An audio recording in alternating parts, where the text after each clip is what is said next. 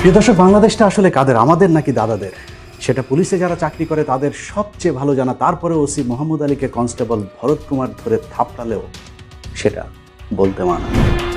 প্রিয় দর্শক, এটাই 90 ভাগ মুসলমানের দেশ, আর 8 ভাগ ভারতবাসী, 41 ভাগ ওসির চেয়ার দখল করে আছে বেশ। মোহাম্মদ আলীরাই এখানে সংখ্যালঘু আর ভরত কুমারেরাই সংখ্যাগুরু। সংখ্যা দিয়ে কি আর হবে, এই তো সবে শুরু। প্রিয় দর্শক, এভাবেই চলছে বাংলাদেশ পুলিশ। এটাকে এখন আর ভারতীয় বাহিনী বললে ভুল হবে না, কারণ এই বাহিনী এখন আর শেখ হাসিনার কথায় চলে না। এখানে রায়সিধু চামার কুমারদের দাপটের দাড়ি টুপিওয়ালারা খুবই অসহায়। সব সময় তাদের মনে ভয় থাকে কখন যেন চাকরিটা যায়। বাংলাদেশ পুলিশকে নিয়ে গভীর ষড়যন্ত্র নিয়ে আমাদের আজকের অনুসন্ধান। সাথে আছে আমি ইলিয়াস হুসাইন।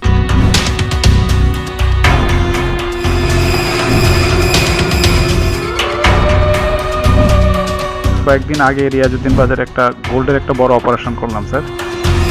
আমি তো স্যার এরপর একটু ভয়ে আছি স্যার, কারণ এখানে যারা আছে সবার সাথেই তো স্যারের একটা ভালো সম্পর্ক আছে। 2007 সাল, নরসিংদীতে হত্যার পর 4 দিন ঘরের ভেতরে বস্তাবন্দি করে রাখা হয় একই পরিবারের 6 জনের লাশ। কিছুতেই সেই খুনের কুল কিনারা করা যাচ্ছিল না। অবশেষে সেই ঘটনায় দায়িত্ব দেওয়া হয় র্যাবের একজন কর্মকর্তাকে। দায়িত্ব পেয়ে 2 দিনের মধ্যে ঢাকা, কিশোরগঞ্জ ও ভৈরবে অভিযান চালিয়ে মূল হত্যাকারী বীরু সহ অন্যান্য আসামিদের গ্রেফতার করতে সমর্থ হন র্যাবের ওই কর্মকর্তা। 2008 সাল, চট্টগ্রাম জেলার কোতোয়ালী জোনের সহকারী পুলিশ কমিশনার হিসাবে যোগ দেন র্যাবের ওই কর্মকর্তা। একের পর এক অপরাধীদের বিরুদ্ধে চলতে থাকে তার দুর্দান্ত অভিযান। অস্ত্র মাদক চোরাচালানের বিরুদ্ধে অভিযানের পাশাপাশি স্কুল শিক্ষিকা তানিয়া হত্যাকাণ্ডের রহস্য উন্মোচন, 14 বছরের কিশোর জাভেদকে অপহরণকারীদের হাত থেকে জীবিত উদ্ধার, গৃহকর্মী রুমাকে হত্যার পর সব আলামত নষ্টের পরেও ক্লুলেস সেই হত্যাকাণ্ডের রহস্য উন্মোচন, রাউজানের বেসরকারি ব্যাংকের ভল্ট থেকে ডাকাতি হওয়া টাকা সহ কথিত গ্রাজুয়েট চক্রকে গ্রেফতার, অজ্ঞাত মলম পার্টি, সিএনজি অটোরিকশা, মোটরসাইকেল চোর চক্র সহ গামসা পার্টির মূল হোতা ও চট্টগ্রামের ডাকাত সর্দার খলিলকে তার 9 সহযোগী সহ গ্রেফতার করা হয়। এছাড়াও পাহাড়ি সন্ত্রাসী ও জঙ্গিদের বিরুদ্ধে পুলিশের ওই কর্মকর্তার সফলতা ছিল ঈর্ষণীয়। পাহাড়ি সন্ত্রাসীদের কাছ থেকে রকেট লঞ্চার, বিদেশি অস্ত্র, বিপুল পরিমাণ গোলাবারুদ উদ্ধার করেন পুলিশের ওই একই কর্মকর্তা। রাউজানের শীর্ষ সন্ত্রাসী বিধান বড়ুয়াকেও 3G রাইফেল সহ গ্রেফতার করেছিলেন তিনি। কাদের ডাকাত কিলার ওসমানকেও পুলিশের এই কর্মকর্তাই গ্রেফতার করেছিলেন।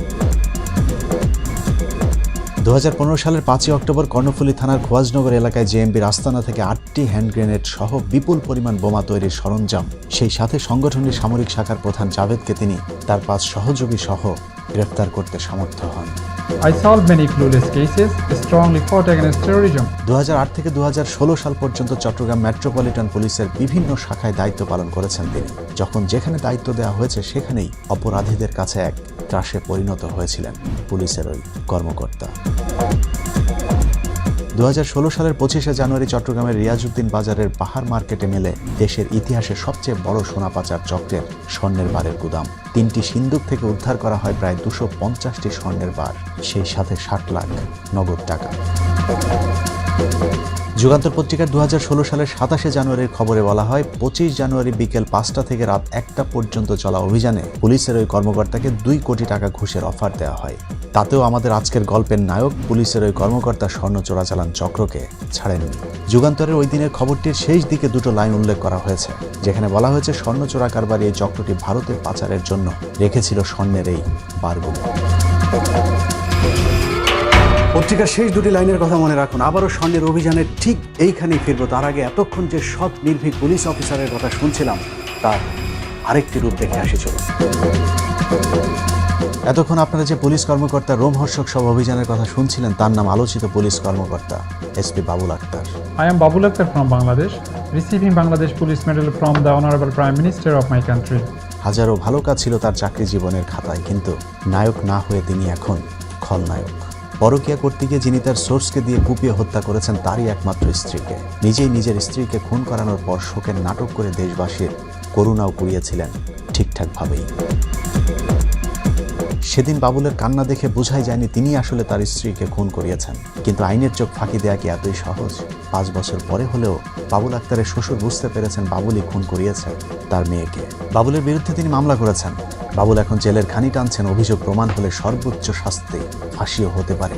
এসপি বাবুলের। সে তার স্ত্রীকে খুন করছে, সেই কারণে আমি নিজে বাবুল আক্তার সহ আর আগে যারা সম্পৃক্ত ছিল এই সম্পৃক্ত আসামিদের বিরুদ্ধে আমি বাদী হয়ে নিজে মামলা করছি। বাবুল যাকে ভাড়া করে তার স্ত্রীকে খুন করিয়েছেন সেই মুসার স্ত্রীও বলেছেন বাবুল আক্তারের নির্দেশেই তার স্বামী খুন করেছেন মিতুকে। আমি একটা কথা জিজ্ঞেস করলাম যে আপনি কি এই মামলার সঙ্গে জড়িত আছেন, এই হত্যার সঙ্গে? বলতেছে পান না, আমি এটা করতে চাই না, আমাকে বাধ্য করছে, এটা না করলে আমার সমস্যা হতো। প্রিয় দর্শক, এবার একটু নড়ে চড়ে বসুন, কারণ এতক্ষণ যা শুনছিলেন আমি তার চেয়ে অন্যভাবে ভিন্ন রকম কিছু বলবো। এতক্ষণ মামলার বাদী, সাক্ষী, তদন্ত কর্মকর্তা সকলেই বলেছে বাবুল আক্তার খুন করেছে, কিন্তু আমি যদি বলি বাবুল আক্তার খুন করেনি তাহলে কেমন হবে? কে কি বললো সেটা দেখার বিষয় না, কারণ আদালত চায় যুক্তি। যে কারণে এবার চলুন যুক্তিসঙ্গত উক্তিগুলো তুলে ধরা যাক। একটা সময় ছিল বাবুলকে তার শ্বশুর শাশুড়ি নিজের ছেলের মতো ভালোবাসত। এমনকি বাবুল আক্তারকে যখন প্রথম ফাঁসানোর জন্য চেষ্টা করা হচ্ছিল তখন বাবুল সম্পর্কে তার শাশুড়ি 2016 সালের 30 জুন দৈনিক প্রথম আলো পত্রিকায় একটি সাক্ষাৎকার দিয়েছিলেন, যেখানে তিনি বলেছিলেন, আমি বিশ্বাস করি না বাবুল আক্তার আমার মেয়েকে খুন করেছে কিংবা নির্দেশ দিয়েছে। ওর বয়স যখন 11 বছর তখন থেকে আমি তাকে চিনি। সেই সময় আমার মেয়ের বয়স ছিল মাত্র 2 বছর। তিনি আরো বলেন, আমার সবচেয়ে বড় কষ্ট আমার মেয়েটা চলে গেল, এরপর তোরা আমার জামাইকে পেঁচাইলি কেন? বাবুল একটা ফেরেশতা, ওরা আমার মেয়ের জামাইরে নিয়ে আজে বাজে কথা বলছে। আমার ছেলে নেই, ওকে আমরা ছেলের মতো দেখি। যুগান্তর পত্রিকার 2016 সালের 29 জুন মুখ খুললে সব ষড়যন্ত্র উড়ে যাবে শিরোনামে খবরে বাবুলের শ্বশুরের একটি বিশদ সাক্ষাৎকার তুলে ধরা হয়েছে, যেখানে সাংবাদিক মিতুর বাবাকে প্রশ্ন করেছিলেন। পুলিশের একজন কর্মকর্তা অভিযোগ করেছে মিতুকে বাবুল আক্তার নানা ধরনের নির্যাতন করত। সাংবাদিকের প্রশ্নের উত্তরে বাবুল আক্তারের শ্বশুর উত্তেজিত হয়ে বলেছেন, যে কর্মকর্তা বলেছে তার বাড়িতে গিয়ে খবর নেন আর বাবুল আক্তারের বাড়িতে গিয়ে খোঁজ নিয়ে দেখেন, তাহলেই বুঝবেন বাবুল আক্তার একজন সৎ অফিসার ছিলেন। আমরা তাকে নিয়ে গর্বিত। সাংবাদিকের প্রশ্ন ছিল, বাবুল আক্তারের সাথে মিতুর দাম্পত্য জীবন কি খারাপ যাচ্ছিল? উত্তরে তার শ্বশুর বলেন, মোটেও না। তাদের মধ্যে একদিনের জন্য কোনো ঝগড়া হয়েছে বলে শুনিনি। আর যদি আমার মেয়ের সংসারে কোনো ঝামেলা থাকতো তাহলে তো সেটা আমাদের অবশ্যই বলতো। কই, সে তো কখনই বাবুলের বিরুদ্ধে কোনো অভিযোগ করেনি। এখন মেয়ের বিরুদ্ধে অশান্তির খবর কোথা থেকে আসলো? সাংবাদিক জিজ্ঞেস করেন, তথ্য এসেছে তার সোর্সকে দিয়ে মিতুকে খুন করিয়েছেন। উত্তরে তিনি বলেন, তর্কের খাতিরে যদি আপনার কথা সত্যি বলেও ধরে নেই, তারপরেও বিষয়টি অসঙ্গতিপূর্ণ। কারণ বাবুল একজন দক্ষ পুলিশ অফিসার, সে নিজেই অন্তত 60টি হত্যা মামলা তদন্ত করেছে। তাই সে যদি তার স্ত্রীকে খুন করেও থাকে তাহলে সে কেন তার ঘনিষ্ঠ সোর্সকে ব্যবহার করবে? তার এতটুকু কাণ্ডজ্ঞানও কি নেই? তাছাড়া কোনো পিতা কি তার শিশু সন্তানের সামনে স্ত্রীকে খুন করাবে? একজন পুলিশের সদস্য হিসাবে এতটুকু বলতে পারি, বাবুল যদি এই খুন করত তাহলে তার মধ্যে অস্বাভাবিক আচরণ লক্ষ্য করা যেত। সে তাহলে আমার বাসায় এভাবে বসে থাকতে পারত না। এছাড়া বাবুল আক্তারের বিরুদ্ধে পরকীয়া সহ প্রতিটি অভিযোগে বাবুল আক্তারের পক্ষেই কথা বলেছেন তার শ্বশুর। 5 জুন 2021 তারিখের সমকাল পত্রিকায় মিতু হত্যার প্রধান আসামি কামরুল ইসলাম মুসার স্ত্রী পান্নার 31 মে 2021 তারিখে আদালতে দেয়া একটি জবানবন্দি তুলে ধরা হয়েছে, যেখানে পান্না দাবি করেছেন তার স্বামীর সাথে বাবুল আক্তারের ঘনিষ্ঠ সম্পর্ক ছিল। হত্যার আগের দিন সন্ধ্যায় বাবুল আক্তারের সাথে কিছু লোক আসেন, যাদেরকে তিনি চেনেন না, তবে বাসায় আসার পর ওই রাতে তাদেরকে তার বাসায় থাকতে দেন। এবার চলুন 2016 সালে মুসার স্ত্রী পান্না কি বলেছিল সেটা দেখা যাক। বিডি নিউজ 24-এর 4 জুলাই মুসাকে আদালতে তোলার দাবি শিরোনামের সংবাদে পান্না বলেছিলেন, আমরা ফ্যামিলি বাসায় থাকি, 3 রুমের বাসায় 1 রুমে 2 ছেলে, 1 রুমে আমরা, এবং একই সাথে ড্রয়িং ও ডাইনিং রুম। সেখানে বাইরের লোক থাকার কোনো সুযোগ নেই। মুসার স্ত্রী পান্না তার জবানবন্দিতে আরও বলেছেন, 2016 সালের জুন মাসের 19 বা 20 তারিখে মুসা ফোনে কাউকে বলেন, স্যার আমি তো এটা করতে চাইনি, আমার পরিবারের কিছু হলে পুলিশের কাছে মুখ খুলব। তখন পান্না আক্তার তার স্বামীকে জিজ্ঞেস করেছিলেন কে ফোন করেছিল। মুসা জানান বাবুল আক্তার। তখন পান্না তার স্বামীর কাছে জানতে চান মিতু হত্যার সাথে মুসা জড়িত কিনা। মুসা তখন পান্নাকে বলেছেন তাকে জড়িত থাকতে বাধ্য করেছেন বাবুল আক্তার। অথচ 2016 সালের 5 জুলাই প্রথম আলো পত্রিকার 2 পুলিশ কর্মকর্তা মুসাকে ধরে নিয়ে গেছে শিরোনামের খবরে মুসার স্ত্রী পান্না আক্তার বলেছিলেন, মুসা 2003 সাল থেকে পুলিশের সোর্স হিসাবে কাজ করছে, কিন্তু বাবুল আক্তারের নাম তার স্বামীর কাছে তিনি জীবনেও কখনো শোনেননি। অনুসন্ধানের শুরুতে আমরা মুসার স্ত্রী পান্নার সাথে কথা বলি। প্রশ্ন ছিল, 5 বছরের ব্যবধানে বক্তব্যগুলো কেন পাল্টে ফেললেন? আমার দুটা ছেলেকে কিন্তু কিছু ধরছে না, আমাকে একটু হুমকি ধমকি দেয়। সম্প্রতি বাবুল আক্তারের বাড়ির কেয়ারটেকার আব্দুল সাত্তার তার 161-এ বলেছেন, মুসা বাবুল আক্তারের বাড়িতে নিয়মিত যাওয়া আসা করত। এসপি বাবুলের বাসার বাজারও নাকি অভিযুক্ত খুনি মুসাই করে দিতেন। অথচ 2016 সালে কেয়ারটেকার আব্দুল সাত্তারকে পুলিশ মুসার ছবি দেখানোর পর তিনি বলেছিলেন মুসাকে তিনি জীবনে কখনো দেখানোনি। বাবুল আক্তারের রানার কনস্টেবল সাদ্দাম ও কেয়ারটেকার আব্দুল সাত্তারের বক্তব্যের বিরুদ্ধে 161 দিয়েছেন। কনস্টেবল সাদ্দাম উল্টো প্রশ্ন করেছেন, কেয়ারটেকার সাত্তারের কথা মতো মুসা যদি বাবুল স্যারের বাসায় বাজার করবেন তাহলে আমার দায়িত্ব কি ছিল? এছাড়া কনস্টেবল সাদ্দাম তার জবানবন্দিতে বলেছেন, ভাবি অত্যন্ত ভালো মনের মানুষ ছিলেন। বাবুল স্যারের সাথে ভাবির কখনো মনোমালিন্য হতে দেখেনি। তারা খুবই সুখী দম্পতি ছিলেন। বাবুল আক্তারের বিরুদ্ধে এসব ভুয়া সাক্ষ্য প্রমাণকে আরও বেশি বিশ্বাসযোগ্য করে তুলতে এরই মধ্যে চট্টগ্রামের একজন অস্ত্র ব্যবসায়ীকে ভুয়া সাক্ষী বানানো হয়েছে, যার নাম এহতেশামুল হক ভোলা। প্রথম মামলায় বলা হয়েছিল ভোলার দেয়া অস্ত্র দিয়ে বাবুল আক্তারের স্ত্রীকে খুন করা হয়েছে। নতুন মামলাতে অবশ্য তাকে সরাসরি খুনে সম্পৃক্ত দেখানো হয়েছে, কিন্তু ভোলা আমাদেরকে জানিয়েছেন তাকে জোর করে বাবুল আক্তারের বিরুদ্ধে সাক্ষী দেওয়ানো হয়েছে। আপনি যে সাক্ষী দিয়েছেন সেই সাক্ষী কি আসলে সত্য না মিথ্যা কথা, সেগুলো আপনাকে শিখিয়ে দেওয়া কথা না আপনি নিজে থেকে বলছেন? সাক্ষীটা মিথ্যা, সাক্ষীটা ওরা গায়ে জোরে নিয়েছে। আপনাকে আমি কি বুঝাবো, বাংলাদেশে ওরা যেটা চায় এটা স্বাধীন হয়ে যায় না ভাই। প্রিয় দর্শক, 2016 থেকে 2022 5 বছরে বাবুলের শ্বশুর অভিযুক্ত খুনি মুসার স্ত্রী পান্না আক্তার এবং কেয়ারটেকার আব্দুল সাত্তার সকলের বক্তব্য উল্টে গেছে। কিন্তু কে পাল্টে দিল সবকিছু? চলুন তার পরিচয় জানতে আবারও সেই পত্রিকার শেষের 2 লাইন থেকে শুরু করা যাক। যুগান্তর পত্রিকার 2016 সালের 27শে জানুয়ারির খবরে 25শে জানুয়ারির যে অভিযানের কথা বলা হয়েছিল তার শেষ 2 লাইনে ভারতীয় একটি চক্রের কথা মনে রাখতে বলেছিলাম, কারণ সেই চক্রের পরিচয় খুঁজে বের করতে পারলেই মিতু হত্যাকাণ্ডের আসল রহস্য উদ্ঘাটন করা সম্ভব হবে। আর সে চক্রের পরিচয় খুঁজে বের করতে আপনাদেরকে কিছুক্ষণের জন্য 2014 সালের আরেকটি অভিযানে নিয়ে যাব। 2014 সালের ফেব্রুয়ারি মাসে চট্টগ্রামের পুরাতন টেলিগ্রাফ রোডের বাসার সামনে থেকে অপহৃত হন মৃদুল চৌধুরী নামের আরেক স্বর্ণ ব্যবসায়ী। মৃদুল চৌধুরীকে উদ্ধারের দায়িত্ব দেওয়া হয় তৎকালীন সিএমপির উপকমিশনার বাবুল আক্তারকে। যথারীতি দ্রুত সময়ের মধ্যে বাবুল আক্তার কুমিল্লার বুড়িচং থেকে মৃদুল চৌধুরীকে উদ্ধার করেন। তার কাছেই বাবুল আক্তার প্রথম জানতে পারেন চট্টগ্রামের যেই স্বর্ণ চোরাকারবারি চক্র মৃদুলকে অপহরণ করেছেন তাদের মূল শেকড় ভারতে।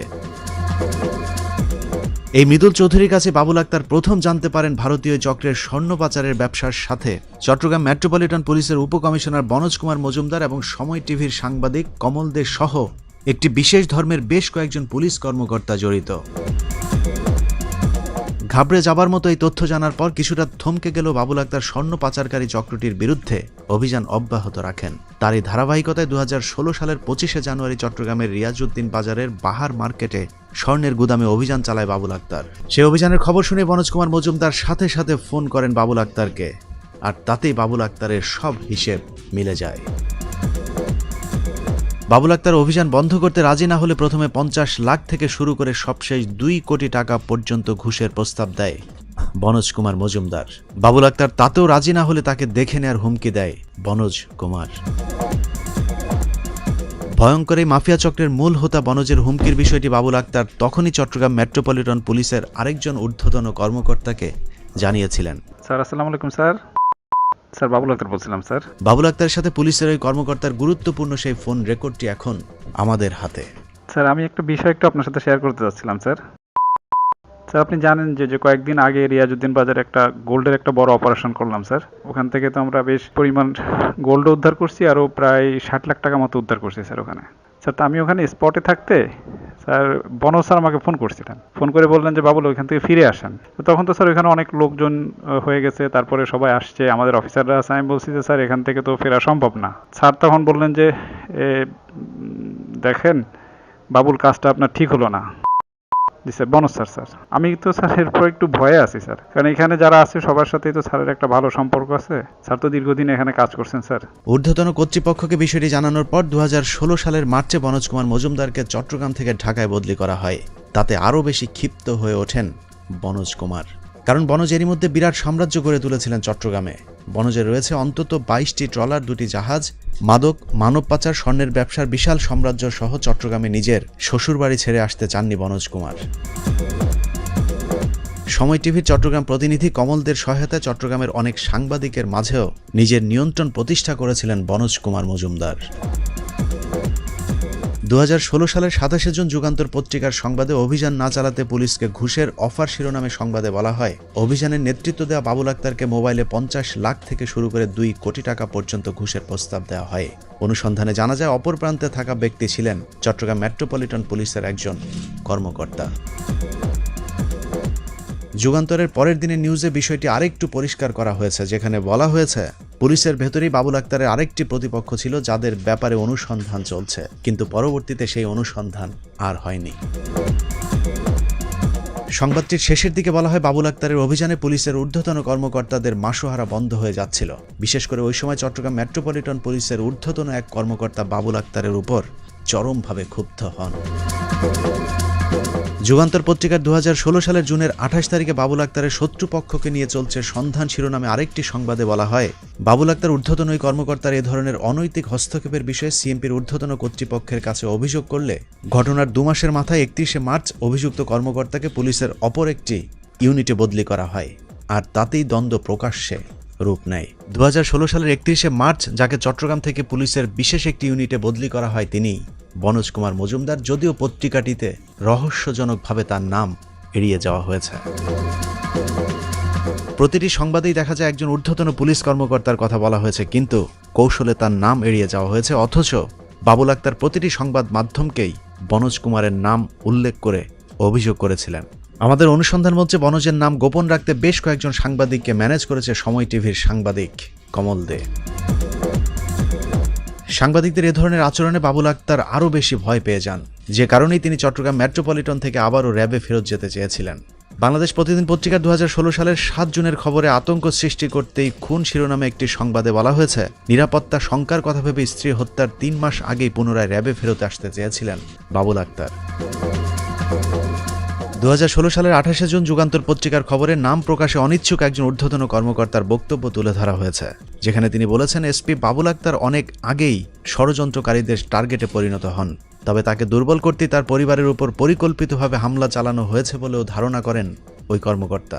একই সঙ্গে তিনি বলেন ষড়যন্ত্রকারীরা প্রচণ্ড প্রতাপশালী, যে কারণে প্রকৃত ঘটনা আদৌ তদন্তে আসবে কিনা তা নিয়ে যথেষ্ট সংশয় রয়েছে। প্রতাপশালী সেই চক্রটি মিতু হত্যার আগে বাবুল আক্তারকেও হত্যার চেষ্টা চালিয়েছিল। দুবার বাবুল আক্তারের গাড়ি লক্ষ্য করে গুলির ঘটনাও ঘটেছে। 2014 সালের 18 মার্চ বাবুল আক্তার তার ব্যক্তিগত এবং পারিবারিক নিরাপত্তার আশঙ্কা জানিয়ে থানায় যে সাধারণ ডায়েরিটি করেছিলেন সেটিও এখন আমাদের হাতে। মাহমুদা খানম মিতু খুন হবার 6 মাস আগে তার মায়ের কাছে বাবুলকে হত্যার হুমকির বিষয়টি জানিয়েছিলেন। আম্মা বাবুকে হুমকি দিয়েছে, কি বলছে তা বলতে পারবো না, বলছে আম্মা বাবুকে হুমকি দিয়েছে। প্রিয় দর্শক, মিতু যে স্বামীর খুনের ভয়ে দুশ্চিন্তা করতেন, সেই স্বামী এখন তার খুনের আসামি। মাহমুদা খানম মিতুকে বাবুল আক্তার খুন করেছে এটা এখন সবাই জানে, তবে সবচেয়ে বেশি তথ্য প্রমাণ যার কাছে রয়েছে তিনি নবগঠিত পুলিশ ব্যুরো অফ ইনভেস্টিগেশন শাখার প্রধান বনোজ কুমার মজুমদার। পুলিশের এই শাখায় বনোজ বললে 2-2 4, আবার 2-2 6ও হয়। তদন্তের নামে 9-6 করা পুলিশের এই শাখাটিতে বনোজ কুমার মুকুটহীন এক সম্রাট। বাবুল আক্তারকে তার স্ত্রীর খুনি হিসেবে প্রমাণ করতে বনোজ কুমার কতটা অতি উৎসাহীর ভূমিকা পালন করেছে তার প্রমাণ দেখতে বনোজের 12 মে 2021 তারিখের একটি সংবাদ সম্মেলন থেকে ঘুরে আসা যাক। আমাদের কাছে স্পষ্ট হয়েছে যে বাবুল আক্তার ইচ্ছাকৃতভাবে তার সোর্স চিনেন নাই। সাধারণত একজন পুলিশ যদি অন্যায় করেও থাকে তবু আরেকজন পুলিশ তার বিরুদ্ধে কোনো বক্তব্য দিতে গেলে যথেষ্ট কৌশলী হবার কথা, কিন্তু ওই দিনের সংবাদ সম্মেলন দেখে মনে হয়েছে বাবুলকে শাস্তি দিতে আদালতের চেয়েও গুরু দায়িত্ব কাঁধে তুলে নিয়েছেন বনোজ কুমার। বাবুল আক্তার এই মামলা 1 নম্বর আসামি হবেন, আমরা এই জিনিসটাই প্রমাণ করার সুযোগ খুঁজছিলাম। সংবাদ সম্মেলনের শুরুতেই তিনি বলেন বাবুলকে গ্রেপ্তার করতে হলে আগের মামলার ফাইনাল রিপোর্ট জমা দিতে হবে। মামলার বাদী জনাব বাবুল আক্তারকে যদি অ্যারেস্ট করতে হয়, টেকনিক্যালি এটি হলো যে মামলাটিতে তিনি বাদী ছিলেন সেই মামলাটি ফাইনাল রিপোর্ট দিতে হবে। আইন অনুযায়ী পিবিআই যদি এই মামলার তদন্তে বাবুল আক্তারের সংশ্লিষ্টতা পেয়েও থাকে সেটা তাদের প্রতিবেদনে উল্লেখ করবে এবং প্রতিবেদন আদালতে দাখিল করবে। একটি মামলার তদন্তকারী সংস্থার দায়িত্ব এখানেই শেষ। কিন্তু বনোজ কুমার প্রথম মামলার প্রতিবেদন দাখিলের আগেই পরবর্তী মামলারও খবর বলে দিয়েছিলেন সেই সংবাদ সম্মেলনে। নতুন একটি মামলা হবে, পরের দিন মামলা কে করবে সেটাও বনোজি নির্ধারণ করে দিয়েছিলেন। সেই মামলাটি করতে পারে তার বাবা মোশাররফ হোসেন। এখানেই শেষ নয়, পরের দিনের মামলার বাদীকে তারও একদিন আগে ঢাকা থেকে পিবিআইয়ের গাড়িতে করে চট্টগ্রামে নিয়ে বসিয়ে রেখেছিলেন বনোজ কুমার। আমাদের পিবিআইয়ের গাড়িতে তাকে নিয়ে যাওয়া হয়েছে, তিনি ওখানে আছেন এবং উনি মামলা এফআইআর তৈরি করেছেন। ফাইনাল রিপোর্টটি জমা হওয়ার কিছুক্ষণ পর 5 লাখ থানায় নতুন মামলা হবে। যখনই এই মামলাটি দায়ের করা হবে, সে 1 নম্বর আসামি হবেন, তখনই বাবুল আক্তার গ্রেপ্তার হবেন। বাবুলের শ্বশুরও জানিয়েছেন জামাইয়ের বিরুদ্ধে মামলা করতে তাকে সবচেয়ে বেশি সহযোগিতা করেছেন বনোজ কুমার মজুমদার। আমরা তো বাদী হইলে কেউ ভাবে যে তারা নিজেরা সহোদ্যোগী হয়ে বাদী হয়েছে, হ্যাঁ, এরকম কথাবার্তা কিন্তু বনোজ কুমারও বলছে। তা বিচার চাইলে আপনি কি এই মামলায় বাদী হবেন? তখন আমি বলছি যে ঠিক আছে, আমি বাদী হব। বাবুল আক্তারের বিরুদ্ধে ৭১ টিভির ফারজানা রূপাকে ডেকে নিয়ে বনোজ কুমারের দেয়া একটি সাক্ষাৎকার শুনলে আরও বেশি অবাক হবেন, যেখানে তিনি বলেন এই মামলাটা একদিন তার কাছে যাবে সেটা নাকি তিনি আগেই জানতেন, যে কারণে দীর্ঘদিন ধরেই নাকি তিনি বাবুলকে নজরদারিতে রেখেছিলেন। বাবুল আক্তারকেও আমার পাহারা দেওয়া লাগছে, সে যেখানে চাকরি করেন বা ব্যবসা করেন। কতদিন ধরে বাবুল আক্তারকে নজরদারিতে রেখেছে বনোজ কুমার? মৃত্যু খুন হবার পরে নাকি আগে থেকেই? মাহমুদা খানম মৃত্যু খুন হওয়ার পর মামলাটি তদন্তের দায়িত্ব ছিল চট্টগ্রাম ডিবি পুলিশের কাছে। তারও ৩ মাস আগে বনোজ কুমারকে চট্টগ্রাম থেকে পিবিআইয়ের প্রধান হিসেবে ঢাকায় বদলি করা হয়। সেই হিসেবে মৃত্যু হত্যাকাণ্ড নিয়ে বনোজের কোনো দায়িত্ব থাকবার কথা নয়, কিন্তু বাস্তবে হত্যাকাণ্ডের শুরু থেকে শেষ পর্যন্ত সবকিছু ঠান্ডা মাথায় নিয়ন্ত্রণ করেছে বনোজ কুমার মজুমদার। মুসা মুসা মুসা মুসা তো মুসাকে তো চিনে, এখন জাপ্ত রেখে। হ্যাঁ স্যার, মুসাকে তো দেখছি তার সাথে। আপনাদের নিশ্চয়ই মনে আছে, মৃত্যু খুন হবার পর সকলেই বলতে শুরু করেছিল জঙ্গিরা বাবুলের স্ত্রীকে খুন করেছে, কিন্তু এটা হয়তো অনেকেরই জানা নেই জঙ্গিদের ইস্যুটিকে বনোজ কুমারই তার পিবিআইয়ের মাধ্যমে সামনে এনেছিলেন। প্রশ্ন করবেন কিভাবে? চলুন সেই অনুসন্ধান দেখা যাক। 2016 সালের 15 জুন কালের কণ্ঠ পত্রিকায় জেএমবির বুলবুল জেলে বসে হত্যার নির্দেশ দিচ্ছে শিরোনামে একটি সংবাদ প্রচার করা হয়, যেখানে বলা হয় জেএমবির উচ্চ পর্যায়ের সদস্য বুলবুল আহমেদ ওরফে ফুয়াদ জেলখানায় বসে বাইরে থাকা সদস্যদের কাছে চিরকুট পাঠাচ্ছেন। একই দিনে বাংলাদেশ প্রতিদিন পত্রিকায় তদন্তে নতুন মোড়, কারাগার থেকে জঙ্গির চিরকুট শিরোনামে সংবাদে বলা হয়েছে বিভিন্ন হাত ঘুরে সেই চিরকুট নাকি সোজা পিবিআইয়ের হাতে গিয়ে পৌঁছেছে। আর সেই চিরকুটেই লেখা ছিল জেলখানা থেকে বাবুল আক্তার সহ 4 জন কর্মকর্তাকে হত্যার নির্দেশ দিয়েছেন কথিত জেএমবি সদস্য ফুয়াদ। এখন আপনাদের মাথায় আরেকটি প্রশ্ন আসতে পারে, তা হলো ওই সময় মৃত্যু হত্যা মামলা তদন্ত করছিল ডিবি, তাহলে অন্য কোনো সংস্থা যদি জেলখানার ভেতরে তেমন কোনো চিরকুট আদৌ পেয়ে থাকে তাহলেও সেটা ডিবির কাছে যাবার কথা, কিন্তু পিবিআইয়ের কাছে কল্পিত সেই চিরকুট কেন গেল? চলুন সেই রহস্য উদ্ঘাটন করা যাক। এই চিরকুটকে কেন্দ্র করেই কথিত জেএমবি সদস্য ফুয়াদকে 7 দিনের রিমান্ড চায় চট্টগ্রাম পিবিআইয়ের পরিদর্শক শিল্পী রানী দেবনাথ। শুনানি শেষে আদালত 5 দিনের রিমান্ড মঞ্জুর করেন। 2016 সালের 22 জুন বাংলাদেশ প্রতিদিন পত্রিকায় সেই চিরকুট ঘিরেই তদন্ত শিরোনামের আরেকটি সংবাদে বলা হয়েছে রিমান্ডে নাকি মৃত্যু হত্যার গুরুত্বপূর্ণ তথ্য দিয়েছেন জেএমবি সদস্য বুলবুল আহমেদ সরকার ওরফে ফুয়াদ। এরপরই বাংলাদেশের বিজ্ঞ সাংবাদিকেরা ঝাঁপিয়ে পড়েন চিরকুটের পেছনে। সারা দেশে শুরু হয় আলেমদের উপর নির্যাতন, সাঁড়াশি অভিযান চালিয়ে প্রায় 13,000 মুসলমানকে আটক করা হয়েছিল ওই চিরকুটকে কেন্দ্র করেই। কিন্তু পিবিআইয়ের প্রচার করা চিরকুটের সেই গুরুত্বপূর্ণ তথ্য আর কখনোই কেউ জানতে পারেনি। মূলত চিরকুট নাটকের পুরোটাই ছিল বনজের সাজানো। একদিকে সারা দেশে মুসলমানদের উপর নির্যাতন করেছে, অন্যদিকে কালক্ষেপণের মাধ্যমে হত্যার আসল ঘটনাকে ধামাচাপা দেওয়ার চেষ্টা চলেছে। মিতুকে যেদিন কুপিয়ে হত্যা করা হয়েছিল সেদিন একটি অপরিচিত নম্বর থেকে মিতুকে তার বাচ্চা নিয়ে নির্দিষ্ট সময়ের আধা ঘন্টা আগে স্কুলে যেতে বলা হয়েছিল, যে কারণে বাবুলের পরিবারের নিরাপত্তার দায়িত্বে থাকা কনস্টেবল সাদ্দাম মিতুর সাথে সেদিন স্কুলে যেতে পারেনি। কনস্টেবল সাদ্দাম সাথে থাকলে হয়তো খুনের ঘটনা নাও ঘটতে পারত, যে কারণে খুদে বার্তা যে পাঠিয়েছিলেন তাকে চিহ্নিত করা গেলে হত্যার অনেক রহস্য উদ্ঘাটন করা সম্ভব। মামলার প্রতিবেদনে বলা হয়েছে উচ্চ প্রযুক্তি ব্যবহার করে সেই খুদে বার্তাটি পাঠানো হয়েছিল, যা কোনো সরকারি সংস্থা ছাড়া সম্ভব নয়। আমাদের অনুসন্ধান বলছে সেই খুদে বার্তা পাঠানো সরকারি সংস্থাটি বনোজ কুমার মজুমদারের পিবিআই। 2016 সালের 1 জুলাই সমকাল পত্রিকায় যত রহস্য 3 মোবাইলের শিরোনামে গুরুত্বপূর্ণ একটি সংবাদ প্রমাণ করে যে মিতুর ব্যবহৃত মোবাইল ফোনটি পিবিআইয়ের কাছেই রয়েছে।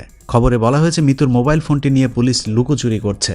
নাম প্রকাশ না করে একটি সূত্র জানিয়েছে ফোনটি পুলিশ ব্যুরো অফ ইনভেস্টিগেশন অর্থাৎ সেই বনজের পিবিআইয়ের কাছেই আছে। তদন্তের দায়িত্বে না থেকেও কেন পিবিআই মিতুর ফোনটি নিয়েছিল এবং তদন্তের দায়িত্ব পাওয়ার পরেও আজও পর্যন্ত কেন ফোনটি আদালতে জমা দেওয়া হয়নি, সেই প্রশ্নের উত্তর পেলেই হত্যার সব জট খুলে যাবে। ঘটনাস্থলের ঠিক 200 গজ দূরে অবস্থিত গোলপাহাড় মহাশ্মশান কালীবাড়ির মন্দিরে সিসি ক্যামেরা থাকলেও ঠিক ঘটনার সময়টুকুতে ক্যামেরাগুলো বন্ধ ছিল। কালের কণ্ঠের 2016 সালের 7 জুন অগ্রগতি শুধু একটি মোটরসাইকেল শিরোনামের খবরে বলা হয়েছে 5 জুন জিএসির মোড়ে যে স্থানে মাহমুদা খানম মৃত খুন হন সেই স্থানের আশপাশের বেশ কিছু সিসি ক্যামেরার ফুটেজ মুছে ফেলা হয়েছে। কিছু ক্যামেরার ফুটেজ আবার ধারণ হয়নি। নাম প্রকাশ না করার শর্তে সিএমপির এক কর্মকর্তা বলেন মন্দিরের সিসি ক্যামেরার ভিডিও ধারণ না হওয়া রহস্যজনক। এই ক্যামেরায় সকাল 9:30 পর্যন্ত ভিডিও ধারণ হয়নি বা কম্পিউটারের ব্যাকআপ নষ্ট করে ফরম্যাট দেওয়া হয়েছে। কেন এমনটা করা হয়েছে সে প্রশ্নের উত্তর খোঁজা হচ্ছে। পুলিশ কর্মকর্তারা বলেছেন একটি ক্যামেরার ফুটেজ ধারণ না হলে বোঝা যেত কারিগরি সমস্যা, কিন্তু অনেকগুলো ক্যামেরা বন্ধ থাকা সন্দেহজনক। প্রথম আলো পত্রিকার 8 জন তদন্তে অগ্রগতি নেই শিরোনামে খবরে বলা হয়েছে, ঘটনাস্থল থেকে 200 গজ দূরে গোলপাহাড় মহাশ্মশান কালীবাড়ির দুটি ক্যামেরার চিত্র ধারণ হয়নি। সেদিন চিত্র ধারণ হলে খুনিদের চেহারা স্পষ্ট বোঝা যেত।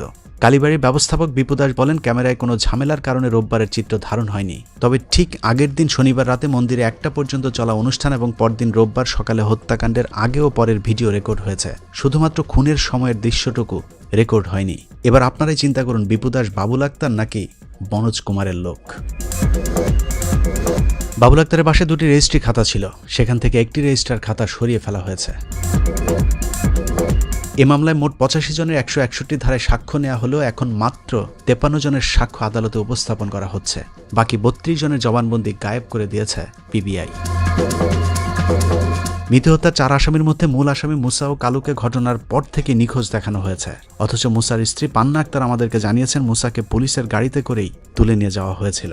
আপনার স্বামীকে যে গ্রেফতার করলো, কোত্থেকে গ্রেফতার করলো? এটা করছে আপনার কাঠঘর 3 রাস্তার মধ্যে থেকে। যখন ধরলো তখন ওইখানে কি পুলিশের লোক ছিল? এখানে সব ছিল সিভিল পোশাকে, কিন্তু আপনার ওই যে আপনার দিদি লেখা নোহাটা ছিল, তারপরে পুলিশের পিকআপ ছিল, এই আপনার ব্লু কালার যে পিকআপ যেগুলো থাকে। অভিযানে উপস্থিত থাকা মহিউদ্দিন সেলিম ও নিজামুদ্দিন নামে 2 জন পুলিশ কর্মকর্তার নামও আমাদেরকে জানিয়েছেন মুসার স্ত্রী। আপনি পুলিশের কাউকে এমন কেউ কি ছিল যাকে আমি চেনেন? কাউকে চিনতে পারিনি, আমি নিজামুদ্দিনকেও চিনতে পারিনি। নিজামুদ্দিনটা কে? নিজামুদ্দিন ওই পুলিশের ওসি ছিল। ওসি, আচ্ছা। এটা যে নিজামুদ্দিন যে পুলিশের লোক, সেটা জানলেন কিভাবে, আপনি চিনলেন কিভাবে? এটা জানছি আমি ফার্স্ট যেদিন আমি সংবাদ সম্মেলন করি, ও পেপারটা ছিল আমার হাতে, তখন মানে মিডিয়ার সবাই আসছে, অনেকজনে জিজ্ঞেস করতেছিল যে আমাকে, যে আপনার হাজবেন্ডকে ধরছে, আপনি কি কাউকে চিনতে পারছেন? তো আমি বলছি আমি কাউকে চিনতে পারিনি, আমি এই মানুষটা ছিল। তো ওরা বলতে চাই ওর নাম হচ্ছে নিজামুদ্দিন, আমি তো উনি ছিল। আপনি পত্রিকাতে নিজামুদ্দিনকে দেখেছেন, সেখানে লেখা ছিল যে উনি হচ্ছে ওসি। মুসাকে ধরে নিয়ে যাওয়ার বিষয়ে পুলিশ জড়িত এই তথ্য জানিয়ে পান্না আক্তার একটি সংবাদ সম্মেলনও করতে চেয়েছিলেন, কিন্তু পুলিশ ফোন করে হুমকি দেওয়ার পর তিনি আর সেই সংবাদ সম্মেলনটি করতে পারেননি। আপনার এরপরে আরেকটা সংবাদ সম্মেলন করার কথা ছিল, সেটা করেন নাই কেন? সেটা করার জন্য আমি আমার আত্মীয় বাসায় গেছিলাম আগের দিন আমার আব্বাকে নিয়ে। তো সেখান থেকে আমাকে একটু হুমকি দেয় কিরকম, আমার শ্বশুর বাড়ি আমাদের ওরা যারা, তো তাদেরকে ফোন দিচ্ছিল আননোন নাম্বার থেকে, দিয়ে গেছে পান্না চিটার গেছে সংবাদ সম্মেলন করার জন্য কাউকে, এটা যেন না করে, এটা করলে ওর সমস্যা হবে। পান্না আক্তারের অভিযোগ অনুযায়ী তার স্বামীকে ধরে নিয়ে যাওয়া মনোজ কুমারের বিশ্বস্ত 2 পুলিশ কর্মকর্তা একে মহিউদ্দিন সেলিম ও নিজামুদ্দিনকে আটক করে জিজ্ঞাসাবাদ করলেই বেরিয়ে যাবে অভিযুক্ত খুনি মুসা এখন কোথায় আছে। ধারণা করা হয় মুসাকে মনোজ কুমার ভারতে পাঠিয়ে দিয়েছে, অথবা খুনের পর লাশ গুম করে দিয়ে থাকতে পারে। মিতু হত্যার অন্য 2 আসামি রাশেদুন নবী ও নুরুন নবীকেও ক্রসফায়ারের নামে খুন করা হয়েছে। যদিও পুলিশ শুরু থেকে বলে এসেছিল রাশেদুন নবী ও নুরুন নবীকে তারা গ্রেফতার করেনি। অথচ প্রথম আলোর 2016 সালের জুলাইয়ের 3 তারিখের পত্রিকায় 9 দিন ধরে পুলিশ হেফাজতে রাশেদ ও নুরুন নবী শিরোনামের খবরে বলা হয়, এই মামলায় আটক অন্য 2 আসামি শাহজাহান ও সাইদুল দামপাড়া পুলিশ লাইনে আটক থাকা অবস্থায় রাশেদ ও নুরুন নবীকে তারা ভেতরে আটক দেখেছেন। অথচ পুলিশ জানিয়েছে কথিত অভিযানে যাবার পর রাশেদ ও নুরুন নবী পুলিশকে লক্ষ্য করে গুলি ছুড়লে পুলিশের পাল্টা গুলিতে তারা মারা যান। এভাবেই মামলার 4 আসামিকে গায়েব করে দেওয়া হয়। কালক্ষেপণ করে হত্যাকাণ্ডের এসব আলামত নষ্ট করতে থাকায় মিতু হত্যাকাণ্ডের তদন্তের দায়িত্ব তার স্বামী বাবুল আক্তারকে দেওয়ার দাবিতে চট্টগ্রামের সাধারণ মানুষ মানববন্ধন করেছিল, কিন্তু তাতেও লাভ হয়নি। উল্টো স্বরাষ্ট্র মন্ত্রণালয়ের উপসচিব ধনঞ্জয় কুমার দাস বাবুল আক্তারকে তদন্তের দায়িত্ব না দিয়ে কোনো ধরনের বিভাগীয় তদন্ত না করেই কৌশলে তাকে চাকরিচ্যুত করেন। চাকরি ফেরত পেতে নানা ধরনের আইনি পদক্ষেপ নিলেও বাবুল আক্তারকে আর চাকরিতে ফেরত আসতে দেওয়া হয়নি, যে খবরটিও 2016 সালের 20 অগস্ট কালের কণ্ঠ পত্রিকায় ছাপা হয়েছে। বাবুলের পর তার সাথে রিয়াজউদ্দিন বাজারের স্বর্ণের গুদাম সহ বিভিন্ন অভিযানে অংশ নেওয়া বিশ্বস্ত 4 পুলিশ কর্মকর্তা এসআই সন্তোষ চাকমা, এসআই রাজীব, আফতাব আহমেদ ও রাজেশকেও চট্টগ্রাম গোয়েন্দা শাখা থেকে বদলি করে দিয়ে বাবুল আক্তারের প্রতিপক্ষদের মাধ্যমে তাদের ইচ্ছেমতো তদন্ত করার সুযোগ করে দেওয়া হয়। চট্টগ্রামের তৎকালীন উপকমিশনার শফিকুল ইসলাম বলেছিলেন, ভালো অফিসারদেরকে বদলি করা হচ্ছে। প্রথম আলো 2016 সালের জুলাইয়ের 4 তারিখের পত্রিকায় চট্টগ্রামের সরকারি পাবলিক প্রসিকিউটর মোহাম্মদ ফখরুদ্দিন বলেছিলেন, আসামিদের গ্রেফতার না করে কালক্ষেপণের মাধ্যমে অন্য গল্প সাজানোর চেষ্টা চলছে। এভাবে আগের মামলার সব আলামত নষ্ট করে নতুন মামলার নাটক সাজায় মনোজ কুমার মজুমদার। বাবুল আক্তারকে তার স্ত্রী হত্যা মামলায় আসামি করার ক্ষেত্রে পিবিআই প্রধান যে তথ্যগুলো দাঁড় করিয়েছে তার সবগুলোই মিথ্যা বানোয়াট। 12 মে 2021 তারিখের প্রথম আলো পত্রিকায় যে প্রশ্নে আটকে গেলেন বাবুল আক্তার শিরোনামে খবরে সাংবাদিক পিবিআইয়ের এক কর্মকর্তাকে প্রশ্ন করেন, মিতু হত্যায় বাবুল আক্তারের সম্পৃক্ততা নিশ্চিত হলো কি করে।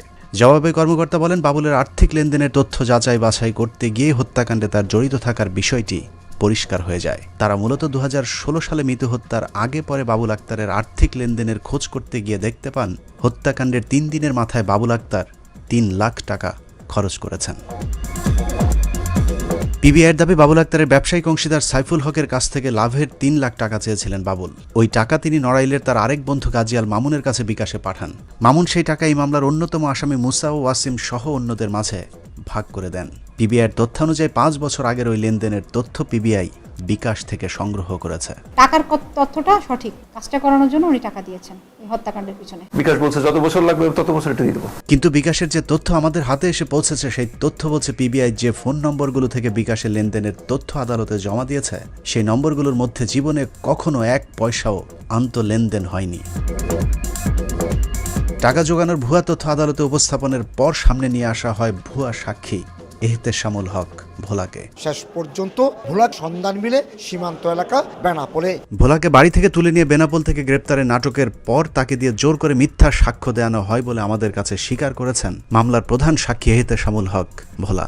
আমাকে জিম্মি করে বলে আমার বোন বাচ্চা বউ বাচ্চা জিম্মি করে কোর্ট এগুলো না বললে আমাকে ক্রস ফায়ার দিবে, মারে ফেলবেন, এগুলো তো আমি ঘটনা কিচ্ছুই জানি না। বাবুল আক্তারের সাথে আমার সাথে 5-10 বছর কোনো যোগাযোগই নাই। আমার ওরা যেভাবে লিখে দিচ্ছিল বাবুল আক্তার মানে এই ঘটনায় জড়িত, এসে ওরা যেভাবে লিখে দিচ্ছে এভাবে মেয়ে স্টেপটপ আমাকে জিজ্ঞাসা করে না, এটা কবুল করে লিখে ফেলছে। ভোলার ভিডিও বক্তব্যটি রেকর্ড করার আগে তার সাথে আমাদের টেলিফোনেও কথা হয়েছিল। তখন তিনি জানিয়েছিলেন বানোয়াট সেই জবানবন্দি দিতে ভোলাকে আটকের আগে থেকেই পিবিআই কার্যালয়ে কৃত্রিম আদালত বানিয়ে তাকে প্র্যাকটিস করানো হতো। প্র্যাকটিস সেশনে নেতৃত্ব দিয়েছেন বনোজ কুমারের পরকীয়া প্রেমিকা নাইমা সুলতানা, আর ভিডিও কলে যুক্ত থাকতেন বনোজ কুমার নিজেই। কি শেখানো হয়েছিল আপনাকে? ঘটনায় বাবুল আক্তারই করেছে, যেগুলো রাপ করে দিছে ওরা কারা? পিবিআই এর এই গ্রুপটার সাথে কি বনোজ কুমার মজুমদার কি জড়িত আছে কিনা? আপনার কি কখনো সরাসরি ওনার সাথে কথা হয়েছে? কখনো সরাসরি নাম না, ওই সবাই গোল টেবিলে এরকম বোর্ডিং করছে তো 10-12 জন অফিসার, মোবাইলের কণ্ঠ শোনাচ্ছে আর ওনার আমাকে। কার কণ্ঠ শোনাচ্ছে? বনোজ কুমারের আছে। ভ্রান্ত ধারণা দিয়ে ভ্রান্ত কথা বলে কিন্তু এতদিন তদন্তটাকে অন্যদিকে নিয়ে গিয়েছিল। নাইমা সুলতানার বিরুদ্ধে গুরুত্বপূর্ণ পদে পদোন্নতি পেতে বিভিন্ন পুলিশের আইজি ডিআইজির সাথে শারীরিক সম্পর্কের বিষয়টি পুলিশে অনেকটাই ওপেন সিক্রেট। পুলিশে নাইমার অবস্থা অনেকটা যার বউ নেই তার নাইমা আছে এইরকম। চট্টগ্রামে পিবিআই সুপারের চেয়ারে বসতে তিনি বনজের সাথেও শারীরিক সম্পর্কে জড়ান, যে কারণে মৃত্যু হত্যাকাণ্ডের তদন্তে নাইমা এখন বনজের হাতের পুতুল। উনি বলেছেন উনি ঘটনার সাথে সম্পৃক্ত, বাকিটার যে তথ্যগুলো আছে ওগুলো আমরা যাচাই করব। ভুয়া সাক্ষীর মতো ভুয়া আরও অনেক কিছু যুক্ত করা হয় এই মামলায়। মৃত্যু হত্যাকাণ্ডের তদন্ত পিবিআইতে আনার পর বনোজ কুমার বাবুলের বিরুদ্ধে একটি পরকীয়ার ভুয়া নাটক সাজায়। ভুয়া সাক্ষীর মতো বাবুল আক্তারের বিরুদ্ধে পরকীয়ার যে অভিযোগ আনা হয়েছে সেটিও বনোজ কুমারদের সাজানো নাটক, যেখানে বলা হয়েছে জাতিসংঘ মিশনে চট্টগ্রামে কর্মরত একটি প্রজেক্টের কর্মকর্তা গায়ত্রী অমর সিং নামে এক ভারতীয় নারীর সাথে বাবুলের পরকীয়ার সম্পর্ক ছিল। গায়ত্রী অমর সিং নামে বিদেশি এনজিও কর্মকর্তার সাথে পরকীয়া প্রেমে জড়িয়ে পড়েন। ডায়েরি সর্বস্বই নাটকের বাস্তবে কোনো নারীর অস্তিত্ব আজ পর্যন্ত পিবিআই দেখাতে পারেনি, অথচ রহস্যজনকভাবে ওই নারীকে উপহার দেয়া বাবুল আক্তারের একটি ডায়েরি উদ্ধার করে ফেলেছে পিবিআই। এখন প্রশ্ন হলো, পিবিআইকে এই ডায়েরি তাহলে কি বাবুল দিয়েছে নাকি গায়ত্রী? পিবিআই আমার বড় ভাই বাবুল আক্তারকে 10 মে 2021 সালে তার উপর অমানসিক নির্যাতন চালিয়ে বিভিন্ন বইয়ের পাতায় এবং সাদা কাগজে পিবিআই এর বলা কথা লিখতে বাধ্য করে। এগুলো ছিল বনোজ কুমারের সাজানো নাটক এবং বনোজ কুমার অত্যন্ত পরিকল্পিতভাবে বাবুল আক্তারকে এই বিষয়গুলো দিয়ে ফাঁসানোর চেষ্টা করছেন। এছাড়াও বলা হয়েছে একটি মোবাইল নম্বর থেকে গায়ত্রী বাবুল আক্তারকে 29টি SMS পাঠিয়েছিলেন এবং সেই SMS মৃত্যু দেখে ফেলাতেই দুজনের মধ্যে বাকবিতণ্ডা শুরু হয়। বাবুল আক্তারের সাথে গায়ত্রীর একটা রিলেশনের কথা আমরা জানতে পেরেছি, যার জন্য তার সাথে মৃত্যুর একটা ডিসটেন্সটা হয়েছিল। এই ডিসটেন্সের কারণেই কিন্তু এই হত্যাকাণ্ডের উদ্ভব। নাইমা বনোজ গঙ্গেরা মিলে বাবুল আক্তারের বিরুদ্ধে যে কথিত পরকীয়ার নাটক সাজিয়েছে সেখানে চিত্রনাট্যে কিছুটা ভুল করে ফেলেছেন। পিবিআইয়ের প্রতিবেদনে গায়ত্রীর মোবাইল ফোন থেকে বাবুল আক্তারের বাংলাদেশি নম্বরে যে SMS-গুলোর কথা বলা হয়েছে ওই সময়টাতে বাবুল আক্তার মিশনে ছিলেন। বনোজ হয়তো সেই তারিখটা ভুল করে ফেলেছেন। উনি মিশনে থাকাকালীন কিভাবে এই SMS দিলেন এটা আমাদের বোধগম্য নয়। আমরা মনে করি এই বিষয়গুলো অত্যন্ত সাজানো একটা বিষয়। তারপরেও যদি কিছুক্ষণের জন্য ধরে নেই বাবুল আক্তার কারোর সাথে পরকীয়া করেছিলেন এবং সেই কারণেই তিনি তার স্ত্রীকে খুন করেছেন, তাহলে বাবুল আক্তার তার প্রেমিকার সাথে থাকার কথা। কিন্তু মিতু হত্যার পর থেকে জেলে যাবার আগ পর্যন্ত 4টি বছর বিয়ে না করে বাবুল আক্তার 2 সন্তানকে নিয়েই ছিলেন। খুব জোরাজুরি করেও বাবুলের শালিকার সাথে বিয়ে করানো যায়নি, যে কারণেই বাবুল আক্তারের বিরুদ্ধে এসব পরকীয়ার অভিযোগকে প্রথমে পাত্তাই দেননি মিতুর পরিবার। আমাদের চাইতো পুলিশ তাকে টার্গেট করতে সবার আগে। পুরো অনুসন্ধানে আমি বারবার একটি জায়গায় গোলক ধাঁধায় পড়েছি, তা হলো বনজ কুমার বাবুলকে ফাঁসাতে চাইলেও বাবুলের শ্বশুর কেন বনজের সাথে যোগ দিলেন। সেই প্রশ্নেরও জবাব দিয়েছেন বাবুল আক্তারের ভাই। বাবুল আক্তারের শ্বশুরবাড়ির লোকজন বাবুল আক্তারকে প্রচণ্ড ভালোবাসতেন। বনজ কুমার মজুমদার এই হাতের লেখা এই SMS এর বিষয়গুলো সামনে এনে তাদেরকে দ্বিধাদ্বন্দ্বের ভিতরে ফেলে দেয় এবং এই দ্বিধাদ্বন্দ্বের কারণেই তারা বাবুল আক্তারকে অবিশ্বাস করে। বাবুল আক্তারের ভাইয়ের কথা অবিশ্বাস করে কিছুক্ষণের জন্য ধরে নিলাম বাবুল আক্তার পরকীয়া করতেন, কিন্তু মিতু হত্যার সাথেও কি তিনি জড়িত? এমন প্রশ্ন হয়তো মিতুর পরিবারের মাথায় এসেছিল। পরকীয়া যদি করেও থাকে, বাবুল কখনই মিতুকে খুন করতে পারে না। কিন্তু বনজ কুমার বাবুল আক্তারের শ্বশুরের ব্রেন ওয়াশ করেছেন মিতুর খুনির সাথে বাবুলের কথিত একটি ফোন রেকর্ডের গুজব ছড়িয়ে, যেখানে বাবুল নাকি খুনিকে বলেছেন কোপাই লিখেন, তোরে কোপাইতে বলছে কে। আলোচিত কোপাকুপির সেই রেকর্ড আজ পর্যন্ত পৃথিবীর কাউকে শোনানো হয়নি। এমনকি আদালতেও তেমন কোনো রেকর্ড কিংবা কোন নাম্বার থেকে বাবুল আক্তার কোপানোর কথা বলেছে তেমন কোনো মোবাইল নম্বরও আদালতে জমা দেওয়া হয়নি। ভুয়া যেই ফোন রেকর্ডের কারণে বাবুল আক্তারের বিরুদ্ধে তার শ্বশুর মামলা করেছেন, তিনিও নাকি সেই রেকর্ড আজ পর্যন্ত শোনেননি। সেই কল রেকর্ডটা কি আপনি নিজে শুনেছেন? এখন প্রশ্ন হলো, তোরে কোপাইতে বলছে কে, এই গুজব সারা দেশে কিভাবে ছড়ালো? কোপাকুপি সহ বাবুল আক্তারের বিরুদ্ধে ছড়ানো সব গুজব মানুষের মাঝে ছড়িয়ে দেওয়ার প্রধান কারিগর হিসেবে দায়িত্ব পালন করেছেন সময় টেলিভিশনের চট্টগ্রাম প্রতিনিধি কমল দে। হত্যাকাণ্ডের পরও বাবুল আক্তারের সাথে মুসার ঘনিষ্ঠ যোগাযোগ ছিল। সময় টিভির মাধ্যমে কমল দেই প্রথম কথিত কোপানোর গুজবটি ছড়িয়ে দেয়। আশ্চর্যের বিষয় হলো, সময় টিভির ইউটিউব চ্যানেলের এই ভিডিওর শিরোনাম দেওয়া হয়েছে গুলি করতে বলছিলাম কোপাই লিখেন, অথচ সেই নিউজের কোথাও বাবুল আক্তারের সেই ফোন রেকর্ডের অস্তিত্ব নেই। এদিকে কিলিং মিশনের প্রধান মুসাকে ঘিরে এই মামলা তদন্ত ঘুরপাক খেলো। এখন পর্যন্ত আইন শৃঙ্খলা বাহিনী তার অবস্থান নিশ্চিত করতে পারেনি। বাবুলের কোপানোর রেকর্ড না থাকলেও ভুয়া শিরোনাম দিয়ে সময় টিভির মতো একটি জাতীয় টেলিভিশনকে বোকা বানিয়েছে সামান্য একজন আঞ্চলিক প্রতিনিধি। বাবুল আক্তার তার স্ত্রী মিতুকে অনুসরণ করার দায়িত্ব দেন বিশ্বস্ত সোর্স মুসাকে। এটি 23 অগস্ট 2022 সালে সময় টিভির ইউটিউবে আপলোড করা একটি সংবাদ। কমলদের তৈরি করা প্রায় একই ধরনের সংবাদ গেল 2.5 বছরে এর আগেও একাধিকবার প্রচার করেছে টেলিভিশনটি। 2.5 বছরের তদন্ত শেষে স্ত্রী মাহমুদা খানম মিতুকে হত্যার জন্য তার স্বামী সাবেক পুলিশ সুপার বাবুল আক্তারকেই মূল পরিকল্পনাকারী ও অর্থের যোগানদাতা হিসেবে চিহ্নিত করেছে পিবিআই। সাধারণত 4-5 বছরের পুরাতন কোনো খুনের ঘটনার বর্ষপূর্তি কিংবা আদালতের কোনো অগ্রগতি হলে সেটার সংবাদ প্রচার করা হয়, কিন্তু কোনো কারণ ছাড়াই 23 অগস্ট কমলদের এই সংবাদটি প্রচার করা সন্দেহজনক। কমল দে, সময় সংবাদ, চট্টগ্রাম। তবে কারণ একটা আছে, তা হলো উচ্চ আদালতে বাবুল আক্তারের জামিনের রুল শুনানির তারিখ নির্ধারিত হতে যাচ্ছে, এমন খবরে পাগল প্রায় বনজ কুমার। সেই সাথে কমলদের সময় টিভি সহ বেশ কয়েকটি মিডিয়াকে কাজে লাগিয়ে বাবুল আক্তারকে খুনি বানানোর সর্বোচ্চ চেষ্টা চালিয়ে যাচ্ছে। কোথাও আবার আদালতের আগে বাবুলকে খুনি হিসেবে রায়ও দিয়ে দেওয়া হচ্ছে। বাবুল আক্তার তার বিশ্বস্ত সোর্স মুসার মাধ্যমে এই হত্যাকাণ্ড সংগঠিত করেছে। বাবুল আক্তারকে খুনি হিসেবে প্রচার করেই থেমে নেই বনজ কমল চক্র, চলছে আরও অনেককে ফাঁসানোর পরিকল্পনা। সেই তালিকায় গুরুত্বপূর্ণ দুজন ব্যক্তি হলেন সাবেক আইজিপি শহীদুল হক এবং চট্টগ্রাম মেট্রোপলিটন পুলিশের সাবেক কমিশনার ইকবাল বাহার। এই দুজন পুলিশ কর্মকর্তার বিরুদ্ধে বনজের ক্ষোভের কারণও সেই স্বর্ণের গুদামে অভিযান।